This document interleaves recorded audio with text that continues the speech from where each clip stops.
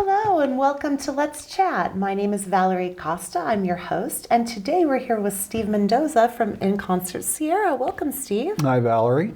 Thanks for having me. It is our pleasure. So why don't we start off by you telling me a little bit about InConcert Sierra? When was it founded? Well, InConcert Sierra was founded as Twin Cities Concert Association way back in 1946. Wow. If you can believe that.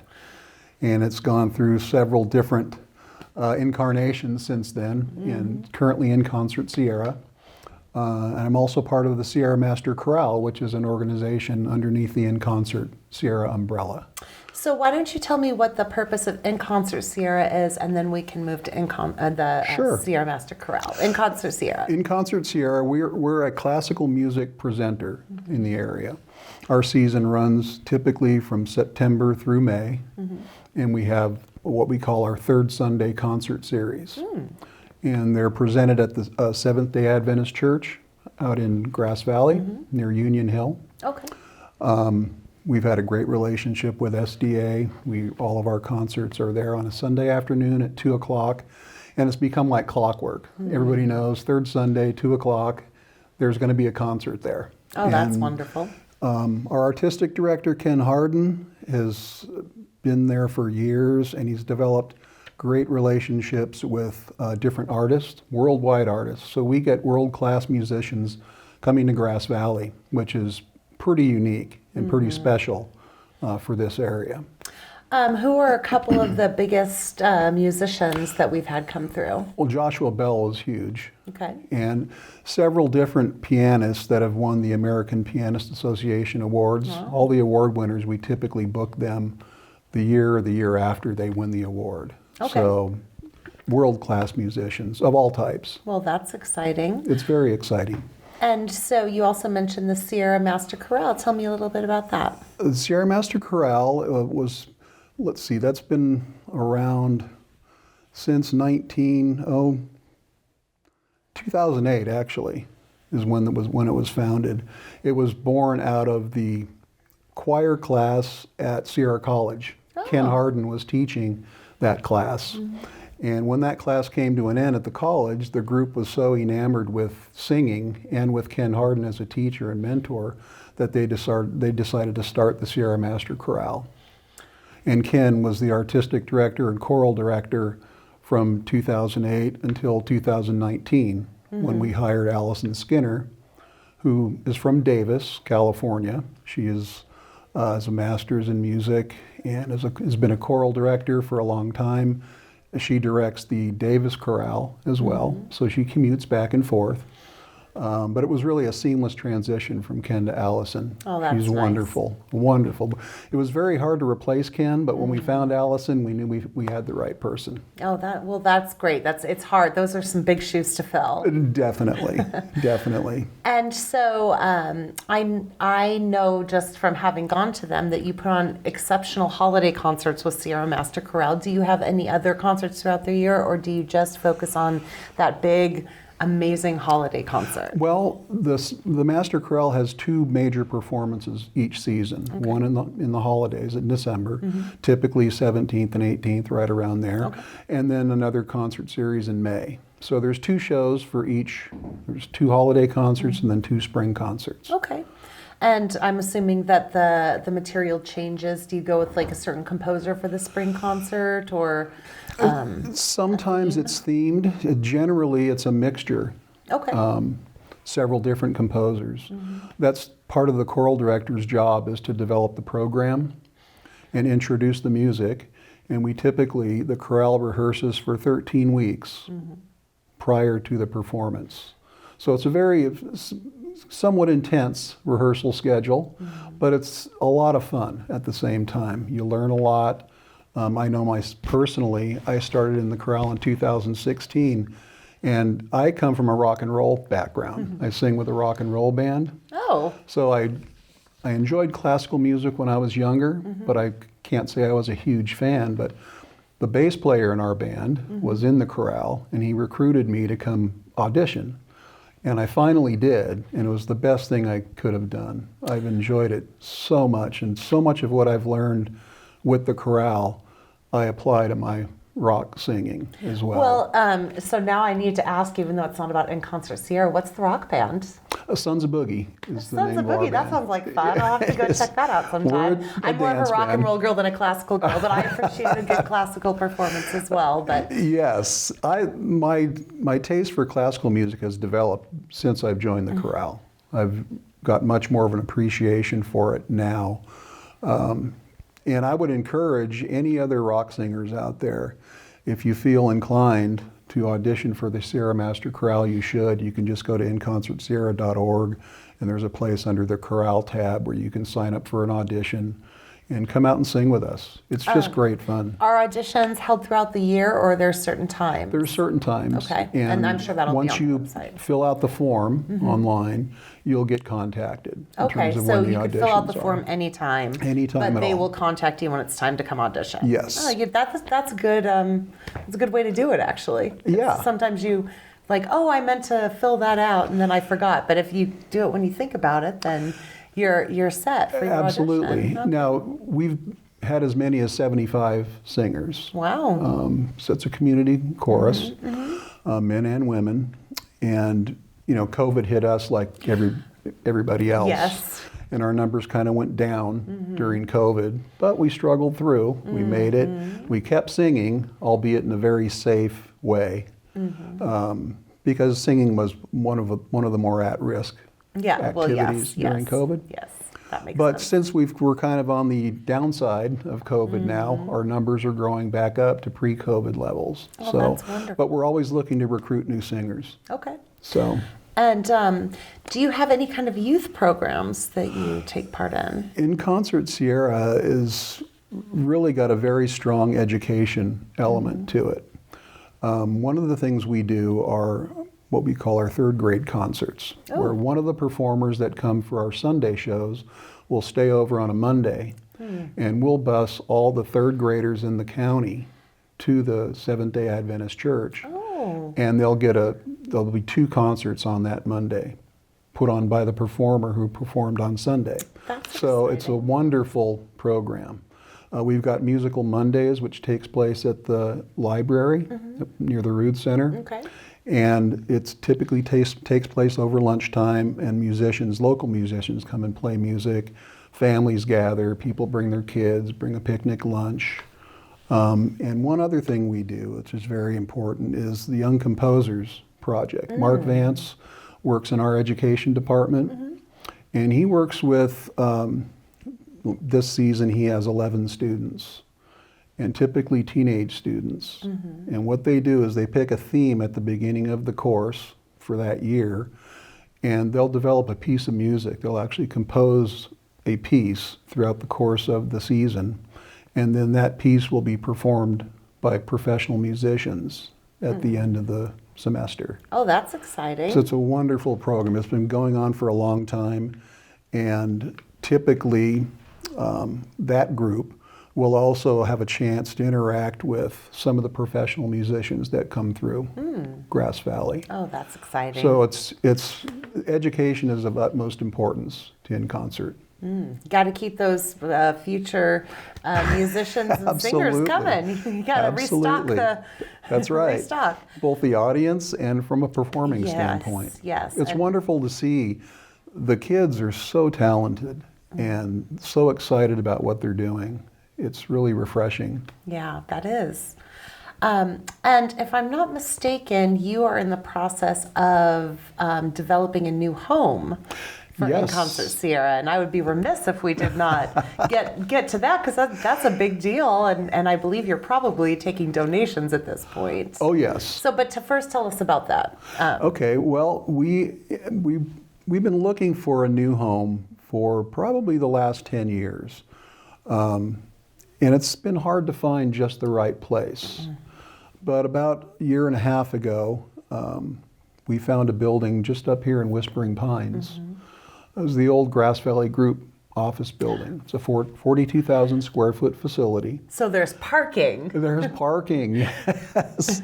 A huge parking lot, which is very, very unique up here. Yes, It's it hard to is. find a venue with good parking. And it's in a great location, and we've purchased the building, And our intent is to build a brand new natural acoustic concert hall that will seat 520 people. It'll also house a black box theater with capacity for about 150 patrons and a conference center, which will hold up to 350 people. And it's got an attached kitchen to it as well. So the whole facility, the whole complex, once it's complete, will be a huge boon to the community. Oh, absolutely. We've spent the last year and a half entertaining donors, showing them the building, showing them our business plan. We did a lot of due diligence when we entered into this project. We needed to make sure that it was viable, and more importantly, we needed to make sure there was a community need. So we took a significant amount of time and talked to people in the business community and the arts community just to see if there was an appetite for something like this. And we found that overwhelmingly there was, especially the conference center. There's really a need for meeting space here. Locally. Yes. So we entered into that. We bought the building. We had an unfortunate event where during the Snowmageddon. Snow, yes. Snowmageddon Part 2. Part the 2, yeah. So part of the roof collapsed. Yes, So, I remember reading about that in the Union. Yes, and it's presented challenges, but it's also presented an opportunity. Because our original plan was to develop the concert hall first and then take the other pieces of construction in phases. Do the black box a little bit later and do an interim conference center until we had the wherewithal to develop it fully. But since the roof collapsed, we've had some natural demolition done. So it's allowed us the opportunity to replace the building with a new roof that will be it'll implement the new snow codes of today. Yes. Yeah. Well, we certainly learned that we need those. The building was built in 1992. Oh, okay. So it was built to code for 92. But the codes since then have changed. So we're taking advantage of the fact that we're going to have to replace the roof. So we're accelerating construction on the entire project. Oh, that's great. So Mother Nature made a donation. Yes, she did. So we're hard at work there. It's very important that we keep that going. And yes, we're taking donations and pledges for that. You can go to InConcertSierra.org and get more detail about that specifically, or contact our offices or any one of our board members, and we can hook people up. Great. And I'm also assuming that InConcertSierra.org would be where people would go to find out about upcoming shows and about auditioning and all the stuff. Everything that has to do with In Concert and Sierra Master Chorale can be found there, including ticket purchases, education. Great. I'd just like to say it's a wonderful organization. I've been involved on the board there for a few years now, and it's a very hardworking board. We get very involved in things. We show up. Yes. That's very important. It is very important. It is very important. And we have a huge donor community that we've developed over the course of years. And people support us readily. We can always use more support. Of course. You can never have enough devoted donors. You never have too many, that's for sure. And one more question. What is and I know that these things change due to circumstances, but what is the estimated opening date of this new concert hall? Well, of course, any construction project, there's caveats involved, but you have to be ambitious with your schedule. You have to have a stretch goal and a target. So we're still looking at having the concert hall ready to go by the 2024 season, fall. Well, that is okay. That's fall. very ambitious. Yeah, it's ambitious, but doable. Doable. I think it's possible. We had the design team and the architect and the builder are the same people that built the building originally and great. remodeled it in 2014. Okay, so and they're are currently familiar with it. They're totally familiar with it. That's wonderful. And they're very, very well known in the area, and they know what the goals are, and they want to see it succeed just as much as we do. I think the community is clamoring for it. We've had a lot of support for the building. Again, we could always use more. Yes. And we'll be looking to, for grants and whatever other money is out there to help us along, but donations are our primary source. Well, wonderful. So if you would like to donate to help make this concert hall a reality, or you want to join the chorus, or at least try, or learn about upcoming shows, visit InConcertSierra.org, and you can get all of that information there. Steve, thank you so much for coming in today. It was a Thank pleasure you, meeting Valerie. you and speaking with you. Same here. And best of luck with all the shows and all the construction and everything in the future of InConcert Sierra. We appreciate it. Thanks you. for the time. Oh, my pleasure. We're going to take a short break, and then we'll be coming back with our next guest. This series is made possible by the generous donation of Stifel Financial and viewers like you. Thank you.